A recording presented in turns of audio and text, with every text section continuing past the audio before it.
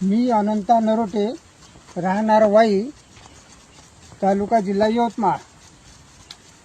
मी Torna agro आदमभाई ओटी यांच्याकडून गावरान कास्ती कोथिंबीर बियाण्याची लागवड केलेली आहे.